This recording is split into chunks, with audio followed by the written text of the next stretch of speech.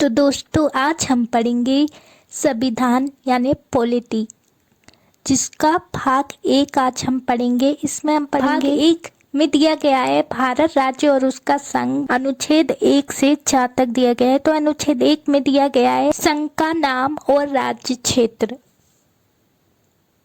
इसके बाद अनुच्छेद 1 का ए में दिया गया है भारत राज्यों का संघ होगा।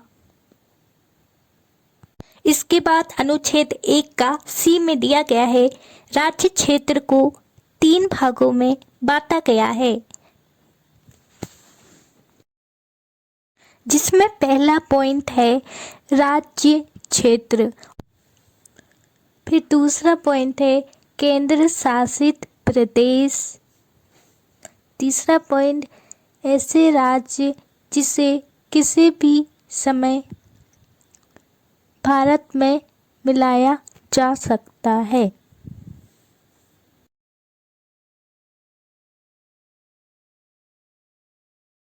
इसके बाद अनुच्छेद 2 की बारी आती है। तो अनुच्छेद 2 में नए राज्यों का भारत में प्रवेश व उसकी स्थापना की जा सकती है। ये अनुच्छेद 2 में कहा गया है। जैसे कि सिक्किम 36वां संविधान संशोधन 1975 द्वारा भारत में से मिलाया गया था और नए राज्य का दर्जा मिला था।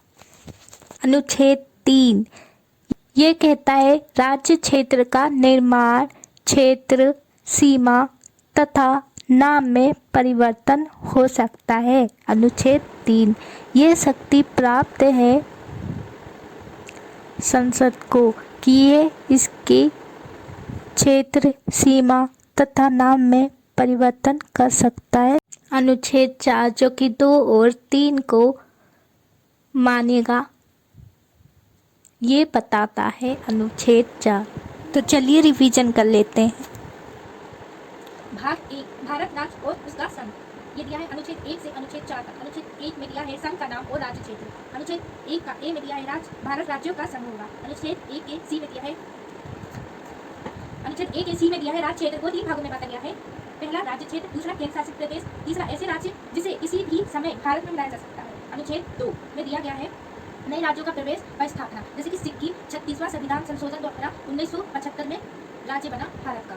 इसके बाद अनुच्छेद 3 राज्य का निर्माण, क्षेत्र, सीमा तथा नाम में परिवर्तन, और इसकी शक्ति है संसद के पास इन तीनों चीजों को बदलने की। अनुच्छेद 4 1 और 2 को अनुच्छेद 4 में दिया है 2 और 3 को मानेगा। अनुच्छेद पर जो नए राज्य बनेंगे भारत में उसको नहीं मानेगा। तो ये हो गया भाग 1। इसके बाद हम करेंगे भाग 2। तो सब्सक्राइब कीजिए, लाइक कीजिए, पसंद आया।